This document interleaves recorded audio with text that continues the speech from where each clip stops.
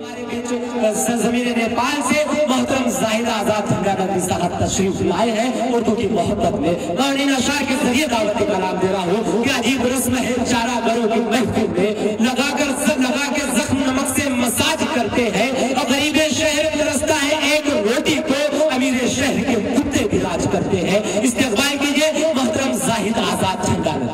السلام علیکم ورحمۃ اللہ. میں داعی ہوں اور دعوت دیتا ہوں.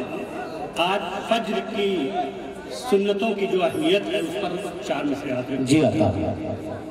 دوستو پہلے میں اتحاد پر 4 شعر پڑھ دیتا ہوں کہ جی. سارے سجدے اسی دھرتی پہ جو باہم ہو جائیں. کیا بات ہے.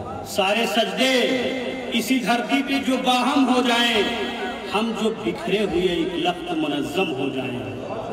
یہ دنیا جو ہے پارس سے دیکھیں دوستو, جب منظم ہوں گے تو کیا ہوں گے ہم. یہ میں نے کوشش کی ہے کہنے کی کہ سارے سجدے اسی دھرتی پہ جو باہم ہو جائیں, ہم جو بکھرے ہوئے ایک لخت منظم ہو جائیں. یہ دنیا جو ہے پارس سے بہت دیکھتے ہیں ہمیں, ان کی نظروں میں ہم ہی لوگ معظم ہو جائیں. ان کی نظروں میں ہم ہی لوگ معظم ہو جائیں. دوستو فجر کی سنتوں کی جو اہمیت ہے اس کی حفاظت کر لیجئے گا. یہ دنیا اور ما فیہا, دنیا کے اندر جو ہے اس سے زیادہ فجر کی 2 سنتوں کی اہمیت ہے, اس کی حفاظت کر لیجئے گا. ایک دن تو آپ تقدیر سمجھ جائے گا.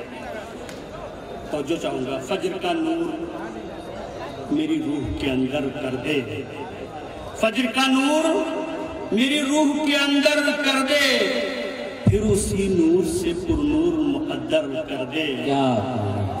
بحر زخار کا مالک ہے میرے مولا تو, بحر زخار کا مالک ہے میرے مولا تو, ایک قطرہ ہوں مجھے آج سمندر کر دے. مجھے آج سمندر کر دے.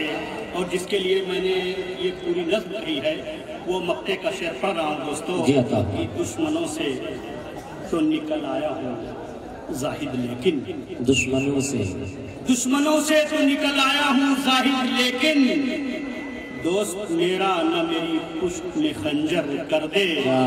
دوست میرا نہ میری پشت میں خنجر کر دے. بہت بہت شکریہ دوستو. بہت بہت مبارکباد زاہد آزاد.